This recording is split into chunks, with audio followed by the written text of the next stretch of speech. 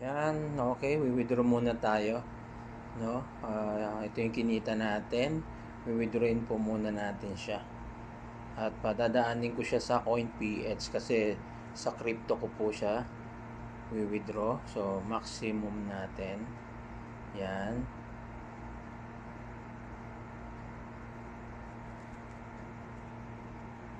Total amount 1,582. So, nabawasan tayo ng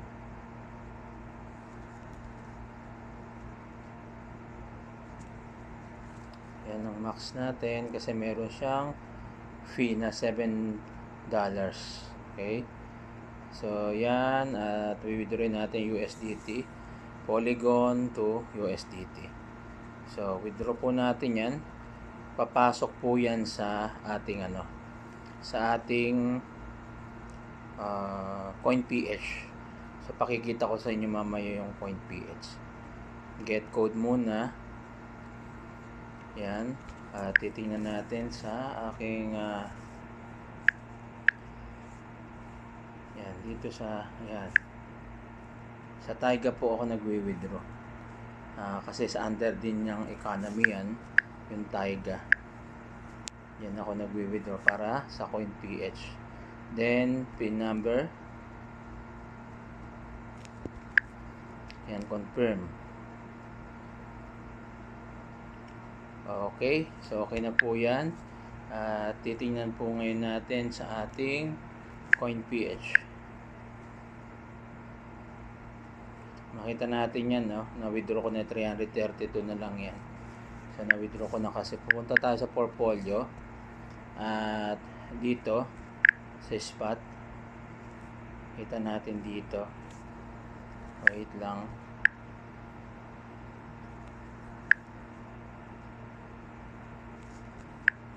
Hanapin natin yung USDT. Okay. So, yan. Others. So, makita natin yan na po. 1,574.61. Today po yan. So, antayin na lang po natin mamaya pumasok yan kung magkano. Okay, babalikan ko po kayo. Yan guys, pumasok na po yung ating withdrawal. 1,574. So, total siya na 91,732. Yan po. At ngayon, i-convert na po natin siya. Okay? Convert na po natin siya sa peso. Okay? So, magse-sell po tayo para ma-sell po natin yan. Okay? Sell natin USDT to Philippine peso. So, max natin, maximum. Yan. So, maximum to 1,574. Total po na 89,453 na po ang ating i-withdraw. Yan. Sell na po natin siya. Okay. So, yan yung sell natin. Confirm. Okay. So, yan na po. Transaction successful na po. No? Na-withdraw na po natin siya. Di pa pala na-withdraw. Na-transfer pa lang natin.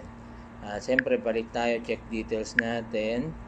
Okay. So, yan. 89,786. So, siyempre kasi may charges, no? Ngayon, pwede na natin siyang i-withdraw. Kakash out ko siya. So, kakash out ko siya dito sa aking China Bank. Okay. Yan, sa China Bank. Cash out ko siya dyan. O, pwede ko naman siyang i-cash out din sa aking video. Dito na lang sa China Bank ko siya i-cash out. Yan. At maximum 89,746.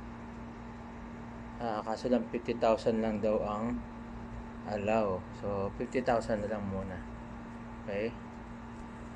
Tingnan natin sa tingnan muna natin sa video. Okay. So, yan. Sa video ko na lang siya i-withdraw kasi 50,000 lang yung pwede. Dito, pwede dito. Kaya, ayan, dito na lang din kasi ganun din yan. So, maximum siya is 50,000. So 50,000 na lang muna ang withdraw natin. Okay, yan sa China Bank ko po yan. At yan, ipasok na natin 50,000, 10 pesos lang naman.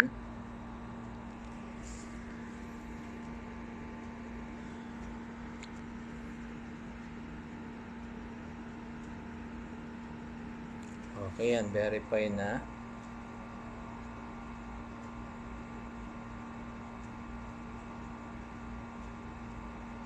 Ito lang natin yung code niya.